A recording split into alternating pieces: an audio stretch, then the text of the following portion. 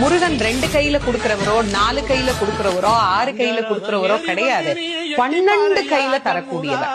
கேட்டவருக்கு கேட்ட வரங்களை அல்ல, நினைத்தவருக்கு நினைத்த வரத்தை விட அதீதமான நலன்களை வாரி வாரி வழங்கக்கூடியவர். அவர் 12 கையில கொடுப்பார், வாங்குறதுக்கு நமக்கு தான் 2 கை பத்தாது. அப்பேற்பட்ட வள்ளலாக விளங்கக்கூடியவர் முருகப்பெருமான். அவர் வள்ளல்னா பக்கத்துல இருக்கிற அம்மா சும்மா கிடையாது, அவள் வள்ளி. இவர் 1 கொடுத்தா அந்த அம்மா 2 கொடுங்கன்னு வாழாம். அப்படி கணவனும் மனைவியும் போட்டி போட்டுக்கிட்டு நமக்கு கொடுக்க தயாரா இருக்கிறாங்க. வாங்குவதற்கு நாம் என்ன செய்ய வேண்டும்? அவரை நினைக்கணும். எப்படி நினைக்கணும்? அரை நிமிஷமாவது நினைக்கணும். அரை நிமிஷம் எப்படி நினைக்கணும்? எனக்கு கொடுப்பாரு, எனக்கு கொடுப்பாரு, எனக்கு கொடுப்பாருன்னு நினைக்க கூடாது. முருகப்பெருமானை உள்ளம் உருகி, அந்த உள்ளம் உருகுகிற போதே நமக்கு அப்படியே கண்களில் இருந்து ஆனந்த கண்ணீர் அப்படியே பெருகும்.